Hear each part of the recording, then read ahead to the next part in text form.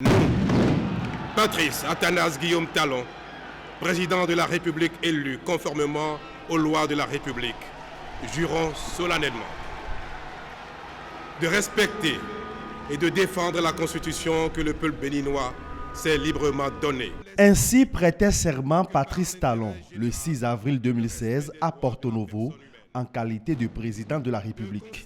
Un acte que le chef de l'État réélu va rééditer le 23 mai prochain, toujours dans la ville capitale. C'est une exigence constitutionnelle qui a pour socle l'article 53 de la loi fondamentale du Bénin. Le texte y siège à l'article 53 de la Constitution du 11 décembre 1990, révisée par la loi numéro 2019-40 du 7 novembre 2019. Il est également précisé dans cet article que le serment est reçu par le président de la Cour constitutionnelle devant l'Assemblée nationale, la Cour suprême et la Cour des comptes. Le président de la République prête serment devant Dieu, devant les mânes de nos ancêtres et devant le peuple béninois.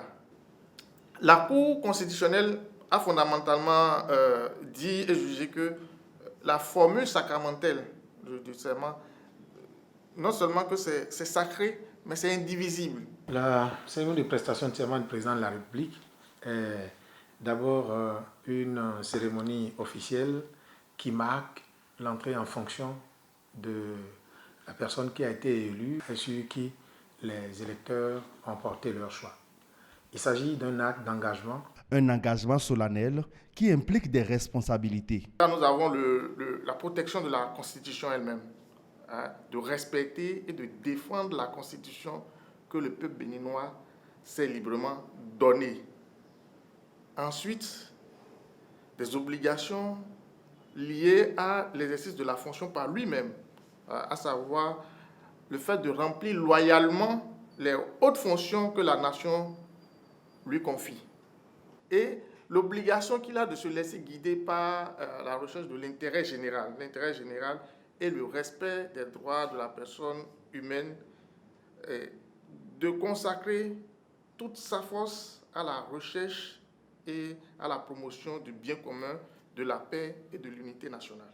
Et enfin, on parlera du territoire, le fait de préserver l'intégrité du territoire national. Une question taraude souvent les esprits.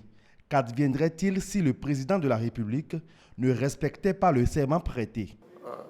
On dit en cas de parjure que nous subissions les rigueurs de la loi. Donc là, c'est l'engagement même de sa responsabilité. Au cas où il va manquer à l'une de ses obligations, il pourra être poursuivi pénalement, bien entendu. C'est la Haute Cour de justice qui est habilitée à juger le président de la République. Et on dit, lorsqu'il a manqué à son serment, il y a haute trahison. Loin d'être un exercice banal, la prestation du serment par le président de la République est donc un acte de haute portée juridique. Raison pour laquelle le candidat à la présidentielle, élu chef de l'État et investi dans ses fonctions, a l'obligation de se conduire en bon, fidèle et loyal serviteur du peuple.